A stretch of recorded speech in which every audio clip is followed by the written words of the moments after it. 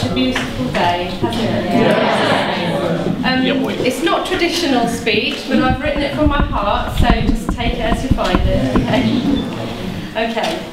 One day I held a little baby girl in my arms, and I promised to love her and protect her. As she grew, I loved her and guided her. Her name is Antonia. 10 years later, we found ourselves in church. I was taken aback by the wonderful worship music, but I prayed to God for a drummer. At that time, they only had one drummer, and I felt he needed a rest. In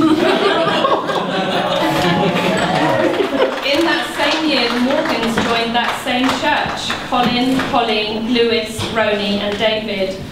They were and are a loving and wise family, gentle, polite, and yet bold too. But I didn't know that Lewis was and is an amazingly talented drummer at that time. I didn't know. That's right.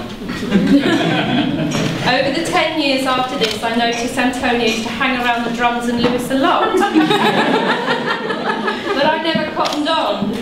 Finally, when both had blossomed into very handsome and beautiful young adults, Antonia mentioned that Lewis had walked a good distance to meet her on a Brighton beach, and I sensed something was up. Of course, the most romantic and creative relationship was born right there on Brighton Beach, the heart of life and creativity. As a parent, you watch over your little ones, even when they grow into bigger ones. I often pray for my daughter's marriages.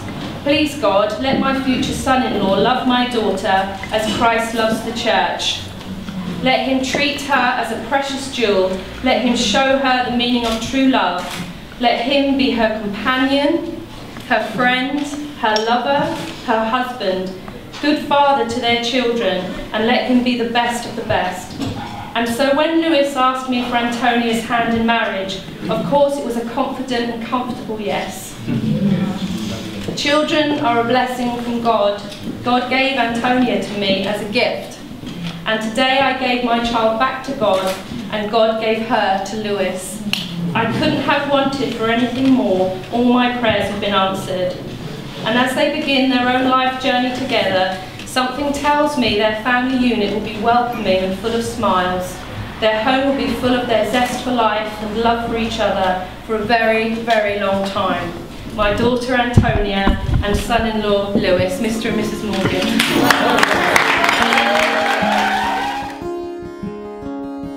I'm Dave, for those who don't know, I'm Lewis's younger brother, as he just said. Most people would now go on to tell you how they met the groom, but like I said, I don't really have a choice in that. It's kind of, was born into that one. But I am really chuffed that he picked me to be his best man. I'd like to now, like Lewis said, say thank you to the bridesmaids. They really do look beautiful today. And they have helped and supported Antonia loads. So the ushers that have been there for Lewis helped with all this organising as well, and then to the bride and groom. I think you all agree with me when I say that Antonia really does look amazing today. And for you that don't know, she always used to come around the house and she always used to talk to Roni about how she loved wearing tiaras, and she truly does look like Lewis's princess today. It's also really cool to see Lewis in a super change. So, on to Luke. Having known him 18 years now, I've definitely seen him change. People tell you that he was a very sweet and charming young man when he was younger. There was never a bad word said about him as a kid. I couldn't talk back then, so that's, you know, one of the reasons why people didn't say anything bad. But also because that's what he was. Bit of background, as an infant he used to love tractors, which he called gogogs. And he also loved Thomas the Tank Engine.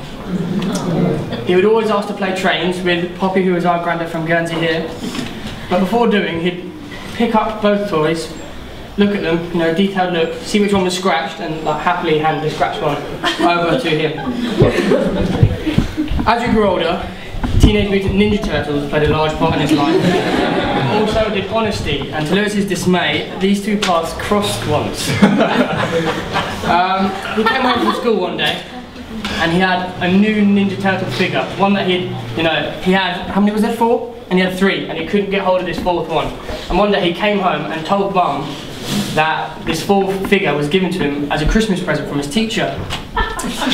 But because he was such an honest boy, Mum kind of thought that was a bit odd, started questioning him, and it actually turned out that he'd borrowed it off a friend, which was very unlike Lewis actually, but the next day gave it back because he was a lovely young man.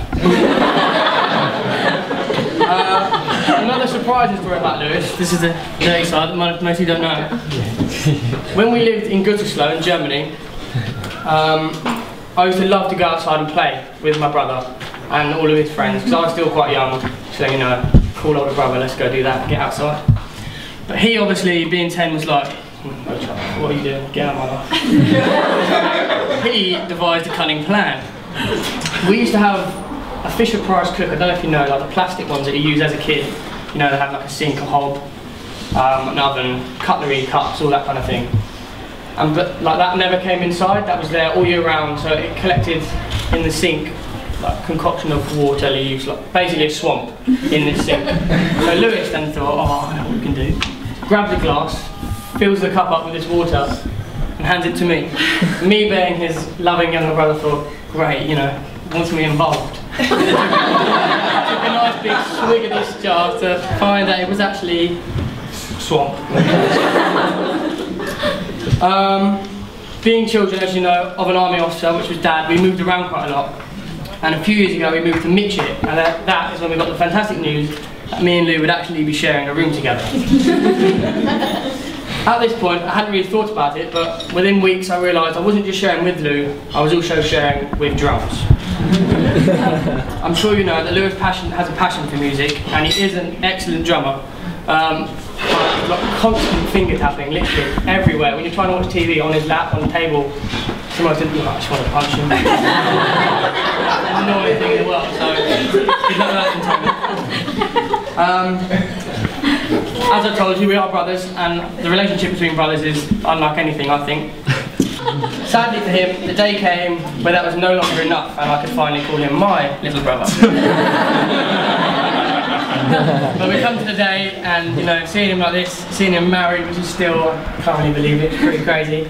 But like, I really am like proud of him as a older brother to see him like this, married to a lovely lady, and I really am, you know, chuffed for him.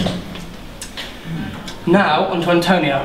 I know a best man speech does not traditionally include the bride, however I wish to voice my opinion on matters.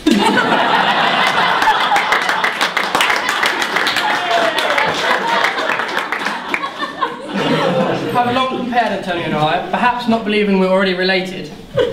We supposedly share a few personality traits, such as strong opinion and not beating around the bush. This originally led to a few clashes, and to my annoyance, Lewis would take her side. I was losing my older brother to this girl that annoyed me. Though it seemed somewhat troublesome to begin with, I soon realised that the similarities between us provided me with a useful ally in family feuds. So I very quickly welcomed her into the family, and I'm now extremely happy to call her my sister. Oh. Don't get jail right, you're still my favourite sister.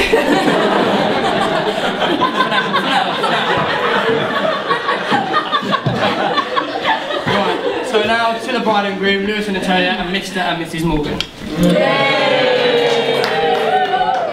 The story goes that we moved to Camberley. Oh, sorry, that wasn't a toast. So when we moved to the Camberley area and we started going to the Beacon, that was where the flame was lit. So they went to the youth group together, and there was undoubtedly a spark between them. Though this resulted in them not always seeing eye to eye, as you know, they might have told you. Years passed and their lives took different directions.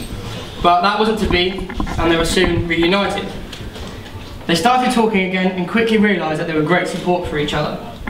Antonia would go to Lewis's gigs, which normally got loads of people there anyway, so it didn't matter about.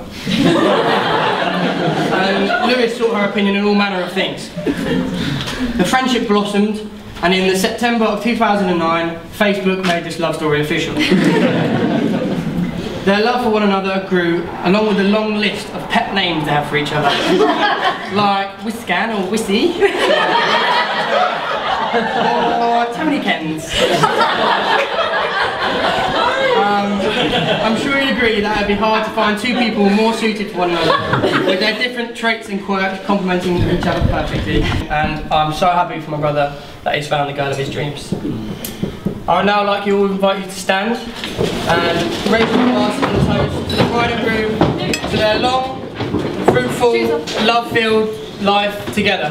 Yeah. To the bride and groom. Sorry.